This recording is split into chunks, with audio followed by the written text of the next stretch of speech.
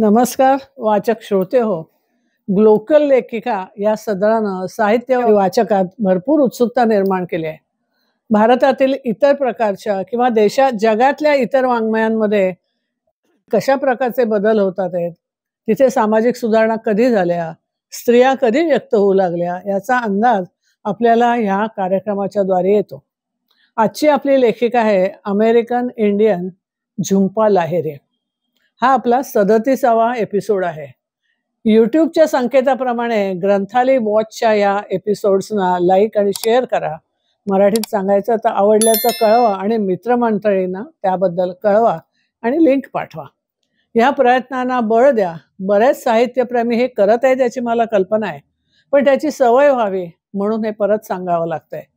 तुमच्या प्रतिक्रियांची आम्ही वाट बघतो. स्थलांतरितांच्या लेखनाला खास करून वेग आला तो आधुनिक भारतीय समाजातील लोक जेव्हा परदेशात जाऊन राहायला लागले तेव्हापासून.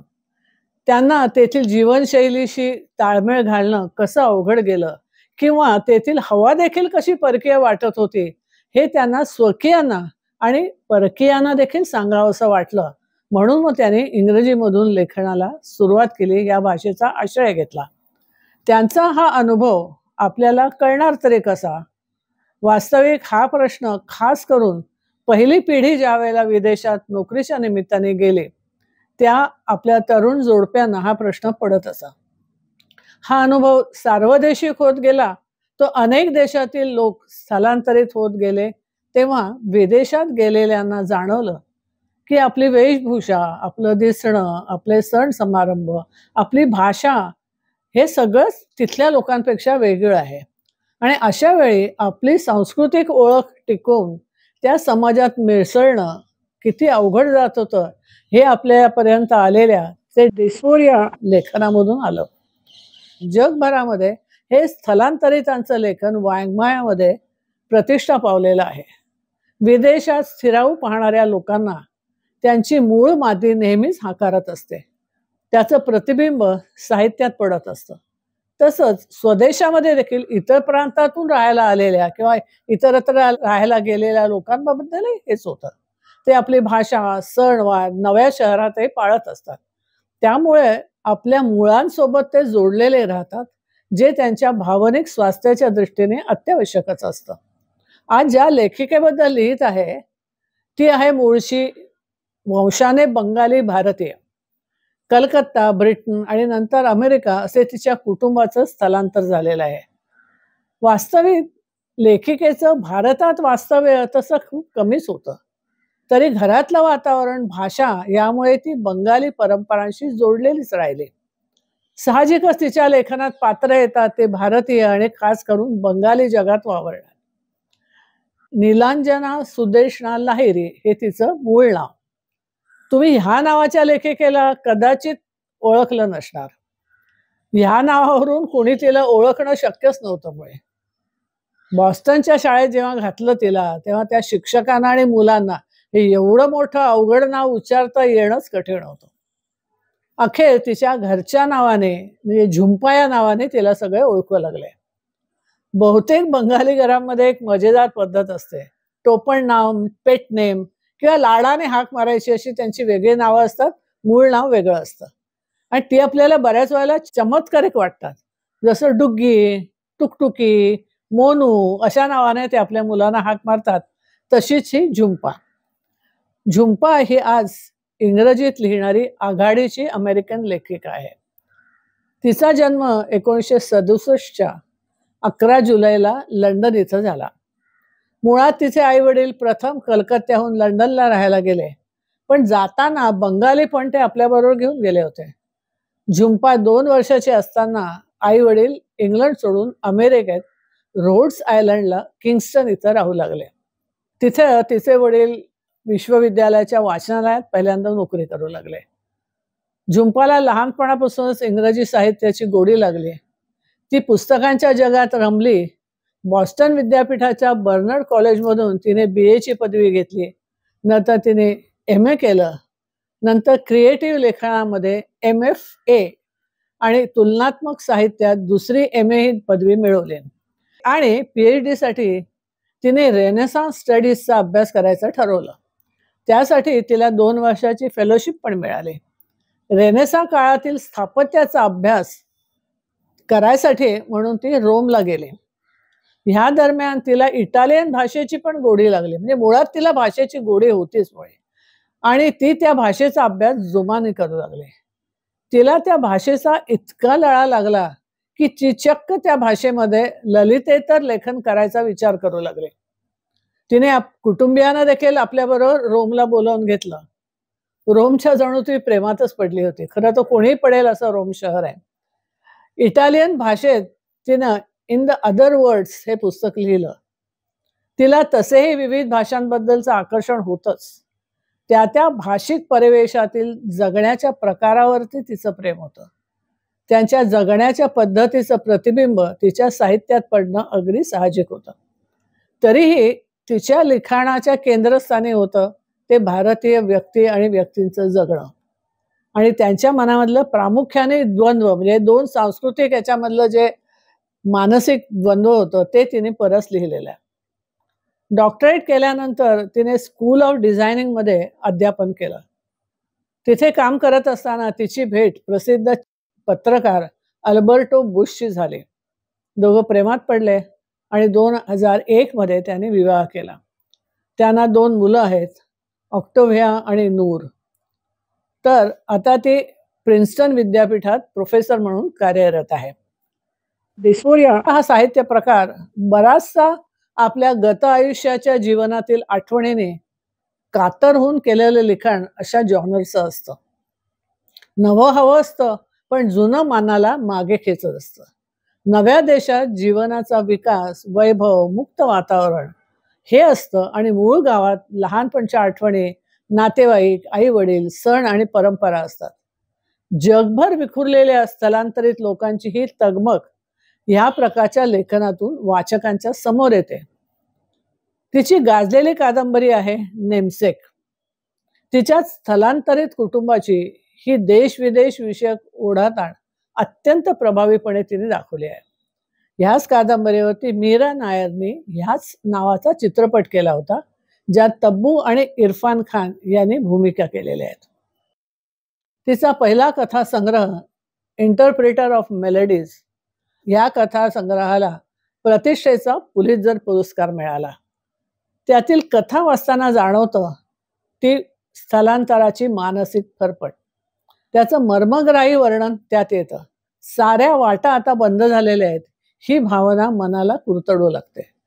खाद्यपदार्थांपासून ते प्रत्येक लहान सहान गोष्टीत परदेशात गेलेल्या लोकांना आठवून त्रासदायक होतात, अस्वस्थ करतात. झुंपाची भाषा ही व्याकुळता समर्थपणे वाचकांपर्यंत पोहोचवते. आपल्याला आठवत असेल की 1960च्या सुमाराला भारतातून युरोप, अमेरिकेमध्ये जाणारी मंडळी ही बहुतांश सुशिक्षित, उच्चवर्णीय पण मध्यमवर्गीय असत. घरातल्यांची अपेक्षा असे की आपली मुलं तिथे जाऊन खूप पैसा, प्रतिष्ठा मिळवतील, पण अखेर इथंच परत येतील, कारण आपले संस्कारच तसे आहेत असा त्यांचा अभिमान होता. सुरुवातीला जाणाऱ्यांनाही असंच वाटत होतं की काही काळ आपण तिथे राहू, पैसा जमवू आणि परत येऊ. तरी काही काळानं तिथलं राहणंच अधिक किफायतशीर वाटू लागलं. स्वदेशात परत यायचे विचार बारगळतच गेले. पण मनात कुठेतरी एक अपराधी भावना असे, पण मूळ देशात जाणं कमी होत गेलं. त्यातून परदेशात वाढलेल्या नव्या पिढीला तर भारतात येण्याचं आकर्षणच नव्हतं. मुळे दर सुट्टीला भारतात जाऊन नातेवाईकांशी त्याच गोष्टींशी बोलण्या करण्यापेक्षा इतर देश पाहणं किंवा वेगळं काहीतरी करून बघण्याची ओढ या नव्या जनरेशनला आहे. नेमसेक मधील पात्रांना काय योग्य आणि काय अयोग्य हेच कळणं अवघड होत जातं. त्यामुळे 2 पिढ्यातील अंतर वाढत चालल्याची खंत आणि जाणीव आई वडिलांना होत असते. कादंबरीत ही द्विधा मनस्थिती वाचकांच्या समोर येते. या साऱ्या मानसिक आंदोलनाचं प्रतिबिंब झुंपाच्या लेखनात येतं. म्हणूनच आपण भारतीयांना ते आवडतं, आणि विदेशस्थ जे नागरिक आहेत त्यांना देखील मूळ देश सोडून आल्यावेळच्या भावनांचं प्रत्यंतर येतं. त्याचमुळे तिच्या कादंबरीवरती वाचकांच्या उड्या पडतात. तिला साहित्य जगतातले अनेक पुरस्कार मिळाले आहेत. तिच्या दुसऱ्या संग्रहाला अन अनअकस्टम्ड अर्थला न्यूयॉर्क टाइम्सच्या बेस्टसेलर यादीमध्ये स्थान मिळालं होतं. अनेक दिवस अनेक महिने तिची ती कादंबरी तशी त्या बेस्टसेलर लिस्टमध्ये होते. तसेच फ्रँक ओनूर इंटरनॅशनल यांच्या लघुकथा विभागातला पुरस्कार मिळाला होता. टाइम्स, आउटलुक, न्यूयॉर्क टाइम्स या बिनीच्या प्रकाशकाने या पुस्तकाला बुक ऑफ द इयर म्हणून गौरवलं होतं. ह्या तिच्या साहित्य कृतीमध्ये पॅन अमेरिकन सेंटरवरती तिची नेमणूक केली गेली. पुढे जाण्याच्या आधी आपण तिची मुलाखत ऐकूया आणि पाहूया आणि मग पुढे जाऊया. Michiko Kukutani of the New York Times has called it quite dazzling. I am pleased to welcome her back to this table. Welcome. Thank you. When they mention your name in a new book, what do you think the first thing that comes to mind is? When who mentions my name? Anybody. Oh. It is the following, which Yes. is the most obvious question. Yes. You know, all of the pressure to top your first effort. Did you feel any burden, any pressure, any stress, anything?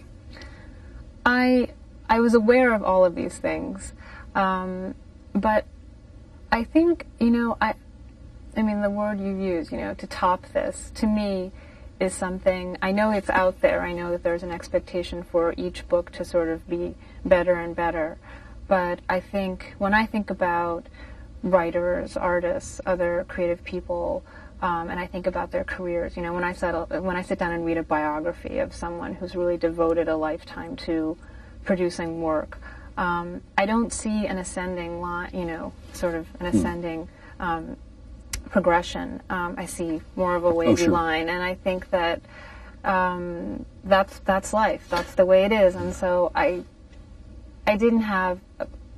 I just tried not to think about that. All of those expectations, I think it would be, it would have been paralyzing to sort of assume or to expect, even to hope that, you know, this book would be received with the same enthusiasm or more enthusiasm. Bestseller, Pulitzer Prize. Yeah. You know, I think all I can do is control the work. That's all I can do. You know, and then. How did it change your life? This idea, this. You know, you're a graduate student and you write a book that's a bestseller and a Pulitzer Prize winner, and all of a sudden people are saying, here is the world literary sensation. Or something to that effect. Yeah. It doesn't sound real to me, you know. You just do the work. I mean, I still feel that I'm very much at the start of my career, I hope. I hope I have many more books in me. I hope one day I'll be able to look back on this book and Interpreter and think, oh, those were my first efforts, you know. Well, you've started pretty high.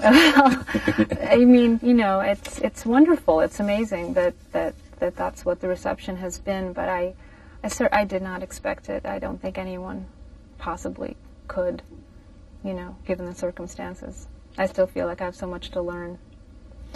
If someone said what you are about is trying to understand and reflect the immigrant experience at core, that's what she's writing about, would they be right? I think to a certain degree, sure. I mean, that's ostensibly what I'm writing about, and much more explicitly, I think, in the namesake than in the stories and Interpreter. You know, I think that the ideas that were floating through the short stories, I sort of concentrated them in a way in this book and focused on them. But I also think, having said that the book is more generally just about family, about raising children, about feeling displaced, and you know, and about sort of giving and taking between generations, and I think those things are not specific to immigrants, you know. And how random acts can have such a powerful influence on life. Random acts, accidents, you know, can sort of take one's life over and inform one's life in a way that one doesn't expect. Are these characters that you've had in your mind for a while? Well, Gogol certainly was. That's a great story. Why has Gogol been there?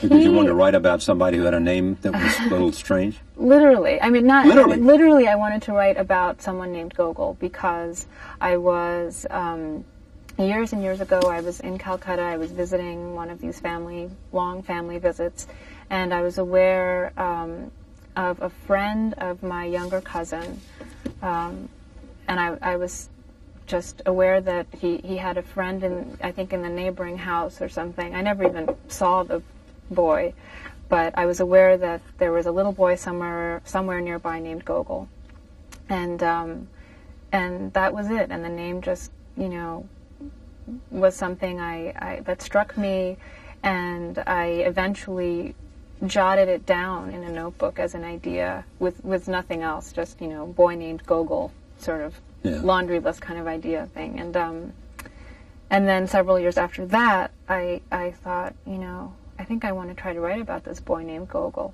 And so did he have a face? In my mind, yeah, eventually I had to work on it.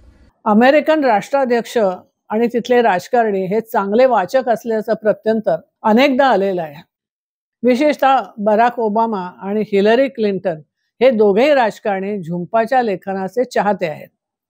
ओबामाने तिची नेमणूक American arts and ह्युमॅनिटीजच्या उच्चस्तरीय कमिटीवरती केली होती. यात तिच्यासह इतर 5 American साहित्यिकही आणि कलाविदही होते. 2014ला Shri Barack Obama यांच्या हस्ते झुंपा लहरीचा सन्मान करण्यात आला होता.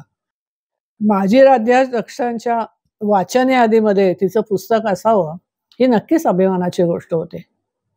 त्यातल्या लोलँड या कादंबरीतील नक्षलवादी चळवळीबद्दलचं लेखन त्याच्यात आहे. त्याच वर्षी झुंपाला बुकरचं नामांकनही झालं होतं. त्या काळात तिला नॅशनल ह्युमॅनिटीजचा पुरस्कार मिळाला. मुळात या कादंबरीमध्ये बंगालमधील धगधगत्या काळाचं चित्रण आहे.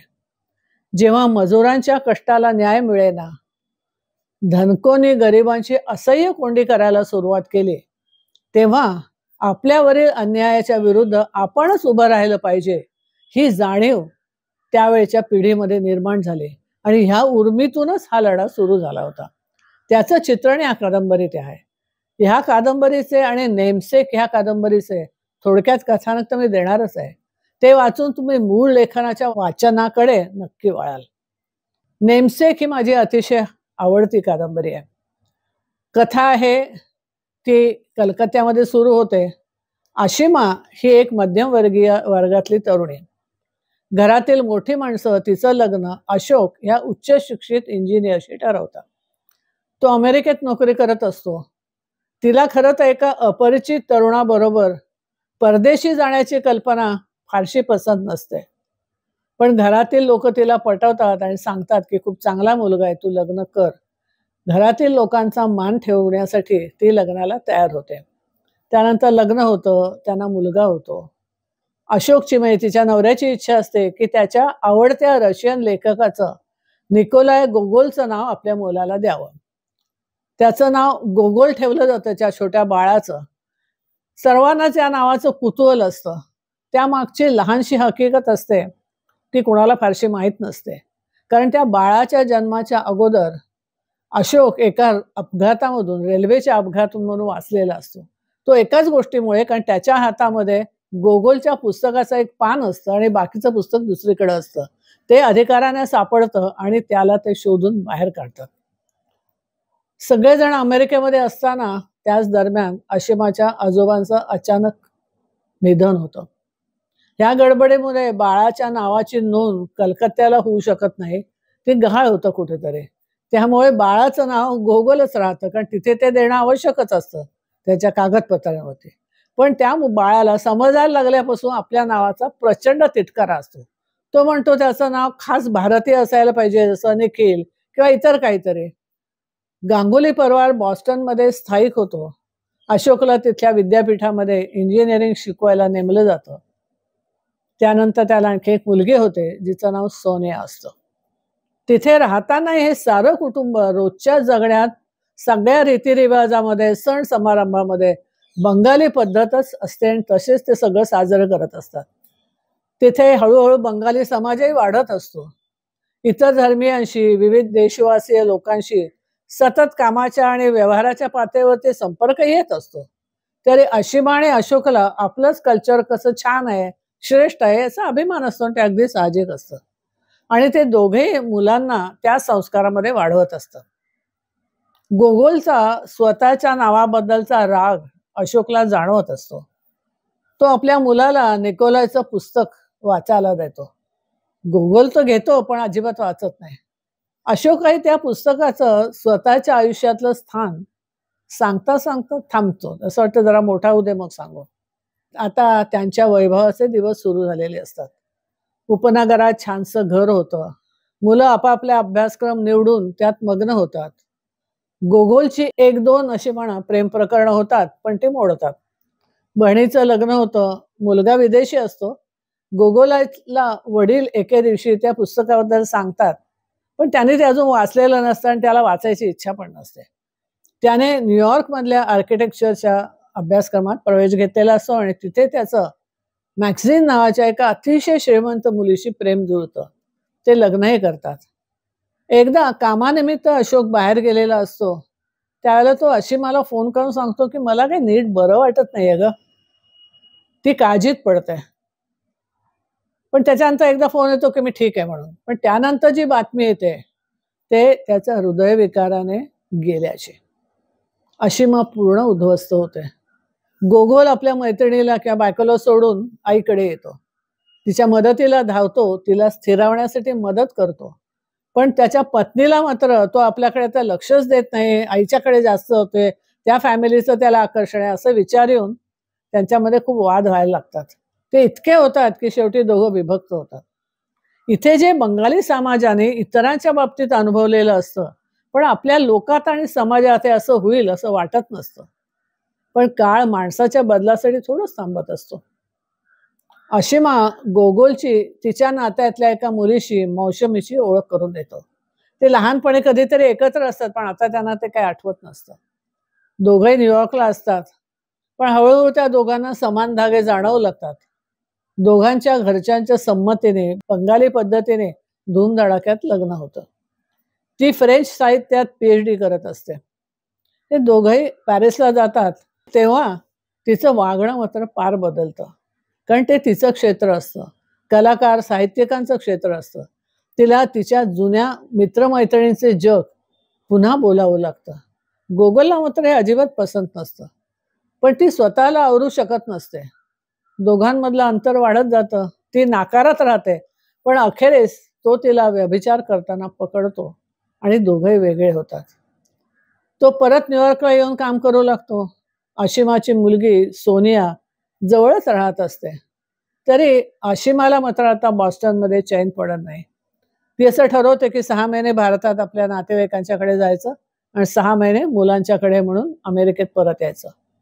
निखिलला म्हणजे गोगोलला त्याने आता आपलं नाव बदलून ऑफिशियली बदलून निखिल करून घेतलेलं असतं. अचानक एकाकी वाटू लागतं वडील गेल्यामुळे. न्यूयॉर्कला परत आल्यानंतर तो वडिलांनी दिलेलं निकोलाय गोगोलचं पुस्तक वाचायला घेतो आणि त्याला वडिलांच्या बाबतीमध्ये त्या लेखकाचा भाव, घडलेल्या घटना आणि त्यामुळे पुस्तकाबद्दलची आपुलकी जाणवू लागते. त्याचे डोळे भरून येतात आणि इथेच कादंबरी संपते. कथानक सांगण्याच्या प्रयत्नात त्यातील नव्याने दुसऱ्या देशामध्ये जाणाऱ्यांची मानसिक आंदोलनं, घालमेल नीट टिपता येत नाहीये. पण हरवल्यासारखं वाटणं, पायाखालची जमीन हरवणं म्हणजे काय असतं याची लेखिका मात्र आपल्याला नक्कीच जाणीव करून देते. आता दुसरा जो एक कथा आहे ती अतिशय पॉवरफुल आहे. लोलँड या कथेचा परिसर आहे नक्षलवादी चळवळीचा. जुन्या लोकांना नक्कीच आठवेल की कनू सन्याल आणि चारू मुदुनमार या 2 झुंजार नेत्यांच्या संघटनेमध्ये हजारो तरुण सामील झालेले असतात. जीवावर उदार झालेले हे सुशिक्षित तरुण असतात. सधन घरातले तरुण देखील याने आकर्षित झालेला असतं. एक प्रकारचा रक्तरंजित असा तो काळ असतो. एका घरातच वेगवेगळ्या विचारांची माणसं राहत असतात आणि तशाच वेगवेगळ्या विचारांच्या भावांची ही कथा आहे. त्या काळातले टॉलीगंज या एरियामध्ये बांगलादेशींची वस्ती असते. क्लबच्या बाजूच्या तलावापाशी मध्यम वर्गातल्या लोकांची वस्ती असते. तिथं हे मित्रा कुटुंब राहत असतं. खरं तर कसं बसं जगत असतात. त्यांचं 2 हुशार मुलगे हीच त्यांची आशा आणि सामर्थ्य असतं. सुभाष आणि उदयन दोघे विश्वविद्यालयात शिकत असतात. पदव्युत्तर पदवी घेऊन सुभाष अमेरिकेला जातो. उदयन मात्र तत्वासाठी सारं सोडून तिथेच झुंजत राहतो. मित्राची बहीण गौरी ही तत्वज्ञान घेऊन शिकत असते. ते म्हणजे मित्र आणि बहीण हे दोघंही उच्च वर्गातले असतात. गौरी उदयनच्या प्रेमात पडते. दोघांच्या आर्थिक स्तरामध्ये खूप फरक असतो, पण त्या काळातील वैचारिक वादळात ती बेभानपणे त्याच्यासह कामात स्वतःला झोकून घेते. दोघंही लग्न करतात. उदयन बरोबर ती त्या वस्तीमध्ये राहू लागते. तो तिथेच बॉम्ब बनवत असतो आणि एके दिवशी पोलीस तलावाजवळ लपलेल्या उदयनला खेचून घेऊन जातात आणि निर्घृणपणे त्याला ठार करतात. गौरी हा आघात विसरू शकत नाही. सुभाष परत येतो. असहाय्य गौरीला तो आपल्याबरोबर अमेरिकेला घेऊन जायचं ठरवतो. तिच्याशी विवाह करून उदयनच्या बाळाची जबाबदारी घ्यायचं वचन देतो, कारण त्यावेळेला ती गरोदर असते. आई वडिलांना हे सारेच धक्के असतात. सुभाष गौरीवर नवरेशाही गाजवत नाही, तिला आधार आणि वेळही देतो. पण गौरी मात्र उदयनच्या विचारातून बाहेरच येऊ शकत नसते. गौरीला मुलगी होते. सुभाष तिचं नाव बेला ठेवतो. बेला जरा मोठी झाल्यावरती गौरी आपला अभ्यास पुन्हा सुरू करते. बेलाला ती मुळीच वेळ देत नसते. सुभाष मात्र बेलामध्ये गुंतलेला असतो. गौरी नावापुरतं पत्नीचं कर्तव्य निभावत असते आणि मुळातली हुशार असल्यामुळे ती भराभर वर चढत जाते. बेलासाठी फक्त बाबाच असतात. पुढे त्याचे वडील गेल्यानंतर तो आणि बेला भारतात यायला निघतात, पण गौरी मात्र अभ्यासाचं निमित्त काढून त्यांच्याबरोबर जात नाही. ते दोघे परत आल्यानंतर त्यांना एक घरात चिठ्ठी मिळते, ज्यात गौरीने आपण कॅलिफोर्नियाला नोकरी घेतली आहे आणि आपण तिथे जातोय असं लिहिलेलं असं, आणि ती निघून जाते. तारुण्याच्या सीमेवरची बेला मात्र पार कोसळते. तिच्या आईच्या वागण्याने भयंकर दुखावली जाते. सुभाषही हरल्यासारखा वापरू लागतो. त्याने सर्वतोपरी मदत केल्यानंतर देखील तिने असं वागावं. इकडे बेलाची इतिहासाची शिक्षिका तिला हळूवारपणे सगळं समजावत असते. पुढे जाऊन सुभाष त्या इतिहासाच्या शिक्षिकेशीच लग्न करतो. बेला शिकते. घरच्या स्थितीने ती सैरभैर झालेली असते. तिचे अनेक अफेअर्स होतात, पण ती कुठेही स्थिरावत नाही. पुढे एका मुलीला जन्म देते. तिचं नाव ती मेघना ठेवते. सुभाष गौरीला सारं मधून मधून कळवत असतो. ती मेघना आणि बेलाला भेटायला उत्सुक असते, पण बेला मात्र नकार देते. मेघना थोडी मोठी झाल्यावरती ती आजीशी म्हणजे गौरीशी तिची भेट घडवून आणते. आयुष्यभराच्या अनुभवाने थकलेली गौरी आपल्या सासरच्या म्हणजेच तिच्या मित्रा कुटुंबाला भेटायला कलकत्त्याला जाते. घरात उदयनची आई म्हणजे तिची सासू एकटीच राहत असते. तिथे गेल्यानंतर तिला तिचं सर्वस्व गमावलेले क्षण आठवत राहतात. डोळ्यासमोर उदयनचा एन्काउंटर आठवत असतो. झुंपाचं लेखन कौशल्य दाखवणाऱ्या या कादंबऱ्या वाचकाला पुस्तकाशी खिळवून ठेवतात. नक्की त्या घेऊन येऊन वाचा. तिच्या नेमसेक या कादंबरीतील काही भागाचं वाचन मेधा अलकरी करत आहेत. ही कादंबरी उल्का राऊत यांनी अनुवादित केलेली आहे आणि मेहता पब्लिशिंग हाऊसने ती प्रकाशितही केलेली आहे. आता यानंतर मी इथेच थांबते. नव्या वर्षाच्या खूप खूप वाचन शुभेच्छा. नवे नवे वाचत राहा, कळवत राहा.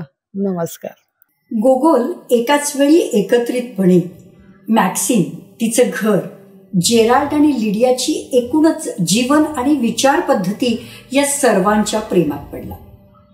मॅक्सिमला या सगळ्यांपासून वेगळं काढता येणं शक्यच नव्हतं. तिचं घर, आई वडील हे तिच्या व्यक्तिमत्वाचं अविभाज्य अंग होतं.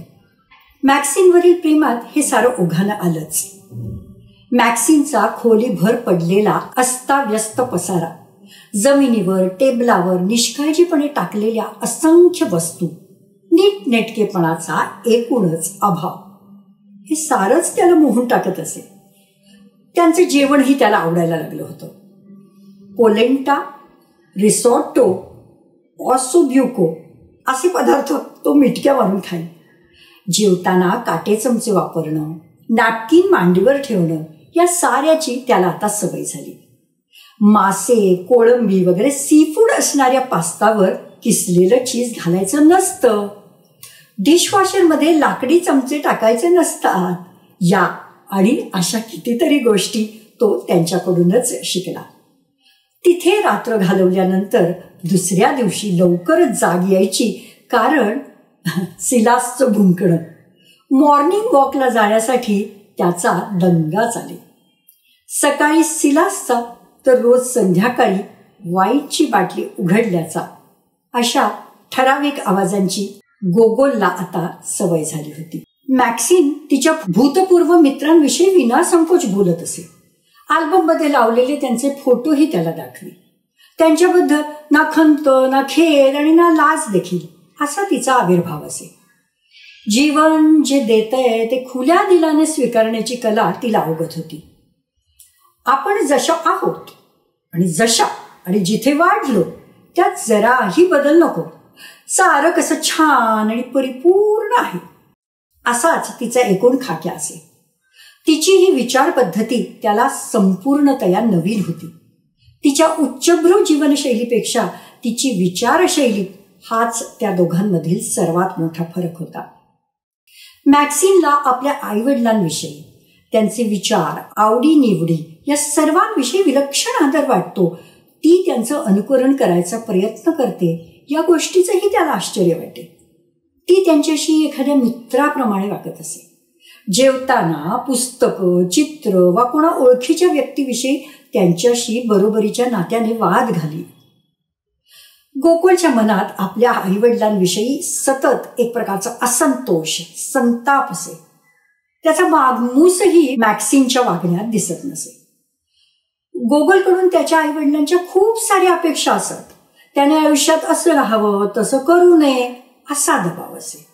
उलट मॅक्सिनला संपूर्ण स्वातंत्र्य हवं होतं. तिच्याकडून जेराल्ड लिडियाच्या कोणत्याही अपेक्षा नव्हत्या आणि तरी देखील, किंवा त्यामुळेच असावं, ती त्यांच्याजवळ स्वतःच्या मर्जीनं आणि आनंदानं राहत होती. त्याच्याविषयी काही गोष्टी ऐकून ती चकितच झाली होती. त्याच्या आईबाबांची केवळ बंगाली लोकांशीच मैत्री आहे. त्यांचा प्रेमविवाह झाला नसून आई वडिलांनी निवडलेल्या व्यक्तीशी त्यांनी लग्न केलं. त्याची आई अनेक वर्ष इथे राहत असून देखील भारतीय पद्धतीचे जेवण बनवते, साडी नेसते, कुंकू लावते. या साऱ्या गोष्टींवर तिचा विश्वासच बसेना. खरं? पण तू किती वेगळा आहेस, तुझ्या घरात असं वातावरण असेलच वाटत नाही.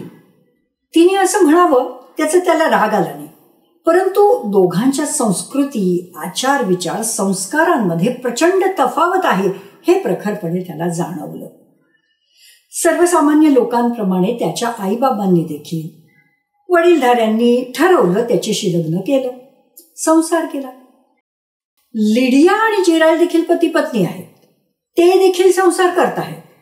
परंतु त्यांच्यामध्ये आढळणाऱ्या शृंगाराची, रोमॅन्टिकपणाची पुसटशी झलकही त्याला कधी आपल्या आईबाबांच्या वागण्यामध्ये दिसली नाही. जेराल्ड लिडियाच्या वाढदिवशी किमती दागिना भेट देतो.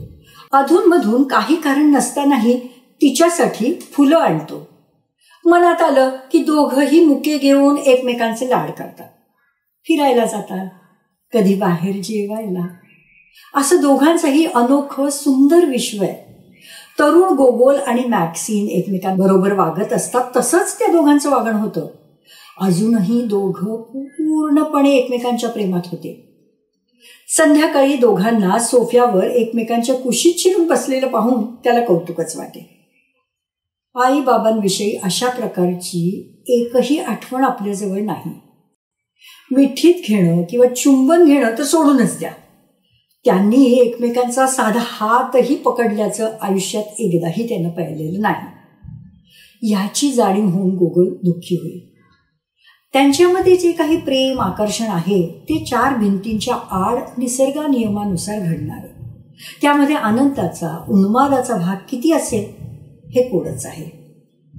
हे मॅक्सिनला सांगितल्यावर तिची प्रतिक्रिया ऐकून त्याला अधिकच वाईट वाटलं. किती उदास, कंटाळवाणा प्रकार आहे हा, ती उद्गारली होती. अर्थात ते खरं असल्यामुळे तो गप्प बसला. एकदा केवळ कुतूहलापोटी तिनं विचारलं, तू भारतीय मुलीशीच लग्न करावं असं तुझ्या आईबाबांना वाटत असेल ना. ह्याचं उत्तर माहीत असल्यानं गोगोलच्या मनात आईबाबांविषयीची प्रचंड चिड उफाळून आली. ते आधुनिक खुल्या विचारांचे असते तर किती छान झालं असतं, असा विचार मनात येऊन तो खिन्न झाला. काहीतरी बोलायला हवं म्हणून तो गुळमुळीतपणे म्हणाला, मला कल्पना नाही त्यांची काय इच्छा आहे, असेलही कदाचित, पण त्यांना काय हवं हे महत्वाचं नाही आहे ना. त्याच्या घरी ती क्वचित कधीतरी येते. ती आली की त्याचं छोटंसं घर तिनं लावलेल्या गार्डिनियाच्या मधुर सुवासानं धुंद होऊन जाईल. तिनं काढून टाकलेला कोट, कपडे, तिची भली मोठी चांबडी पर्स असा घरभर पसारा पडलेला असेल. आणि मग बाहेरच्या रहदारीच्या पार्श्वसंगीताच्या साथीने त्यांचा प्रणय रंगत असे. आपण घरामध्ये काहीच सजावट केलेली नाही, भिंतीवर चित्र नाहीत, सुंदर लॅम्प नाहीत, याची त्याला काहीशी लाज वाटे. शेवटी तिने देखील एकदा न राहून म्हटलंच, अरे बापरे निखिल, तुझं घर फारच भयानक आहे, कसा राहतोस तू इथं. त्यांना भेटून जेमतेम 3 महिने झाले होते. आईने प्रथम त्याचं घर पाहिलं तेव्हा तिनंही असंच म्हटलं होतं. गोगोलने तेव्हा तिच्याशी वाद घालून त्याचं साधं सुद्धा घर कसं छान आहे हे तिला पटवून द्यायचा प्रयत्न केला होता. पण आता मॅक्सिनने घराला नावं ठेवली त्याचं त्याला काही वाईट वाटलं नाही. तू माझ्याकडेच चल राहायला, असं ती पुढे म्हणाली तेव्हा तर त्याला आनंदच झाला. तरी त्याने थोडेसे आडेवेडे घेतले. तुझ्या आईवडिलांना काय वाटेल, या त्याच्या प्रश्नावर तिच्या नेहमीच्या पद्धतीनुसार ती सहजगत्या आणि ठामपणे म्हणाली, ते काही म्हणणार नाही, त्यांना तर तू खूप आवडतोस. यावर त्याने मुकाट्याने कपडे बॅगांमध्ये भरले आणि तिच्या घरी मुक्काम हलवला. 6 महिन्यात तो त्यांच्या घरचाच झाला. चांदीच्या रिफानी चेनमध्ये अडकवलेल्या त्यांच्या घराच्या किल्ल्याच मॅक्सिनने त्याच्या हवाली केल्या. तिच्या आईबाबांप्रमाणेच तोही तिला आता मॅक्स अशीच हाक मारतो. कोपऱ्यावरच्या लॉन्ड्रीत त्याचे शर्टही धुवायला जातात. सिंकवरील तिच्या 100 वस्तूंच्या गर्दीमध्ये त्याचा टूथब्रश आणि रेझर विसावलाय. कधी कधी सकाळी लवकर उठून तो जेराल्ड बरोबर धावायला जातो. सिलासला फिरवून आणायची जबाबदारी त्याने आपणहून स्वतःवर घेतली आहे. साखळीला बांधलेला सिलास झाडं झुडपं हुंगत इथे तिथे बागडत फिरायला निघतो. त्यानं केलेली शी उचलायला गोगोल प्लास्टिकची पिशवी घेऊन तयारच असतो.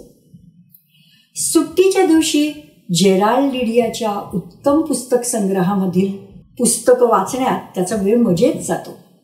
मोठाल्या काचेच्या खिडक्यांमधून झिरपणारा उबदार सूर्यप्रकाश आणि मनाजोगतं वाचन, यात सुट्टीचे 2 दिवस चटकन निघून जायचे. ते घर त्याला आता इतकं आपलंसं वाटत होतं की बाहेर असला तरी त्याचा आवडता सोफा, खुर्च्या, भिंतीवर लावलेली सुरेख चित्र, फोटो त्याच्या नजरेसमोर तरळले. जेराल्ड लिडियाकडे बऱ्याच वेळा डिनर पार्टी असत. गोगोल खरेदी करायला तसं जेवणाची तयारी करायला आनंदाने मदत करी. सफरचंदाची सालं काढायची, कोळंबीचे दोरे काढून साफ करायची, कालवं फोडून द्यायची, अशी त्याची स्वयंपाकघरात लिडियाच्या बरोबर लुडबुड चाले. गोगोल जेराल्ड बरोबर तळघरातून जास्तीच्या खुर्च्या आणणं, वाईनच्या बाटल्या आणून ठेवणं अशी कामं करत असे. त्यांच्या पार्ट्या देखील वेगळ्या, अत्यंत शिस्तबद्ध असत. मोजकेच 10-12 पाहुणे, ते देखील चोखंदळपणे निवडलेले. चित्रकार, संपादक, विचारवंत, आर्ट गॅलरीचे मालक असे सारे जण मेणबत्त्यांच्या मंद प्रकाशात जेवणाच्या टेबलावर विविध विषयांवर चर्चा करत, चवदार पदार्थांचा आस्वाद घेत, थोडे परंतु अत्यंत स्वादिष्ट पदार्थ एका मागोमाग एक वाढले जात. नाहीतर त्यांच्या घरच्या पार्ट्या गडबड, गोंधळ, आरडाओरड. एकाच वेळी 30-40 लोक, त्यांची मुलं देखील जेवायला बोलवलेली असत. असंख्य पदार्थांची रेलचेल असे.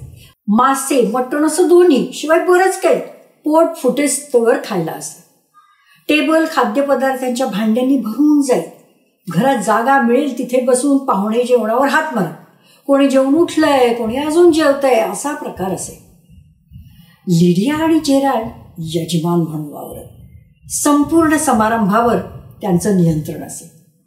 या उलट पाहुण्यांनी भरपूर खाल्लं की नाही हे बघणं, त्यांना आग्रह करून खाऊ घालणं, सारे व्यवस्थित जेवले की शेवटी स्वतः जेवले. पार्टीमध्ये एवढाच मर्यादित सहभाग त्याच्या आईबाबांचा असे. लिडिया जेराल्डच्या घरी चोखंदळपणे निवडलेल्या प्रतिभावंत पाहुण्यांबरोबर साहित्य, कला अशा विषयांवर मनोरंजक चर्चा करीत खाद्यपेयांचा आस्वाद घेत असताना गोगोलच्या मनात काहीशी ओशाळलेपणाची भावना असे. मॅक्सिन, जेराल्ड, लिडियाविषयी, त्यांच्याबरोबरचे त्याचे घट्ट आणि सहज सुंदर संबंध याविषयी त्याच्या आईबाबांना अजूनही जरा देखील कल्पना नव्हती.